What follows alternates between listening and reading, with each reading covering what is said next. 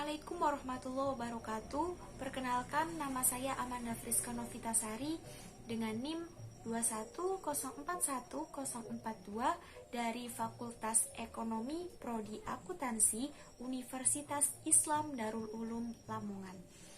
Di sini saya akan membacakan resum dari beberapa materi pendidikan agama Islam 3. Yang pertama yaitu bab 1 mengenai pengertian aswaja, an-nahdiyah, dan tradisi amaliyah.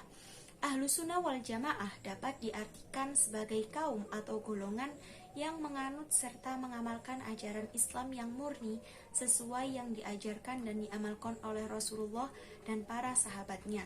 Dalam fikih mengikuti Imam Syafi'i, dalam akidah mengikuti Imam Abu Al-Hasan Al-Asy'ari, dan dalam tasawuf mengikuti Imam Al-Ghazali dan Imam Abu Hasan Al-Saidzili.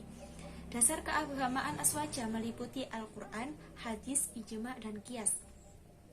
Aswaja an-nahdiyah merupakan suatu disiplin ilmu yang membahas firqah-firqah atau aliran-aliran dalam masalah akidah. Tradisi warga NU yang khas yaitu istighosa, tahlil atau yasin, dan ziarah kubur. Kemudian bab kedua yaitu mengenai dasar amalia tarawih, sodaqoh, wiritan, dan tibaan. Tarawih dilakukan pada bulan Ramadan, dilakukan di antara 2 kali salam atau istirahat setiap 4 rakaat. Berdoa bagian dari ibadah, sebab dengan berdoa seseorang akan merasakan betapa fakirnya dirinya di hadapan Allah. Kemudian bab yang ketiga yaitu bab 6 meluruskan makna jihad fisabilillah. Jihad fisabilillah adalah usaha atau perjuangan dalam jalan Allah. Ini bisa mencakup perjuangan dalam mengatasi hambatan pribadi, mengembangkan moralitas, atau mempertahankan keadilan. Tujuan jihad fisabilillah adalah untuk penegakan keadilan, pertahanan agama, penyebaran Islam, dan perlindungan diri. Kemudian yang keempat yaitu bab ke-7 tentang pengembangan dan kemandirian ekonomi umat yang berkeadilan.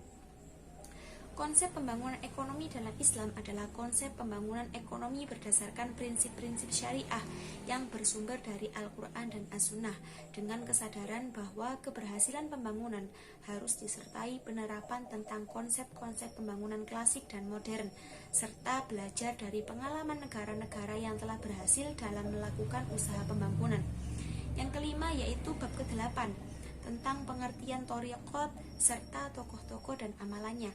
Thariqat adalah cara dan jalan yang ditempuh seseorang dalam usahanya mendekatkan diri kepada Allah.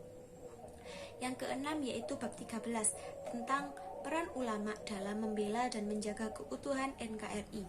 Ulama menjadi salah satu bagian yang tidak bisa dipisahkan dalam usaha perjuangan bangsa Indonesia untuk merebut kemerdekaan dari para penjajah, sehingga di antara mereka ada yang gugur sebagai syuhada seperti Pangeran Diponegoro, Tuanku Imam Bonjol, dan lainnya. Mereka mengobarkan semangat jihad dalam mengusir dan membuat hengkang para penjajah dari bumi pertiwi ini. Yang ketujuh yaitu bab 15 tentang peran ulama dan pendidik dalam pembangunan sumber daya manusia. Peran ulama dan pembangunan sumber daya manusia mencakup beberapa hal.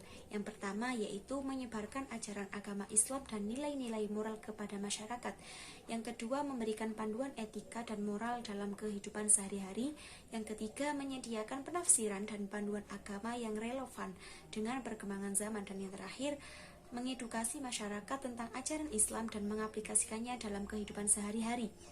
Sementara peran pendidik dalam pembangunan sumber daya manusia mencakup beberapa hal juga. Yang pertama yaitu memberikan pengetahuan dan keterampilan yang diperlukan untuk meningkatkan kemampuan individu. Kemudian mendorong pembelajaran sepanjang hayat yang membantu individu beradaptasi dengan perubahan zaman. Yang ketiga mempromosikan pemahaman tentang hak asasi manusia, pluralisme, dan nilai-nilai sosial yang positif. Demikian resum dari saya akhiri. Wassalamualaikum warahmatullahi wabarakatuh. Nanti tidak boleh sama. Pertanyaannya sama tapi jawabannya tidak boleh sama.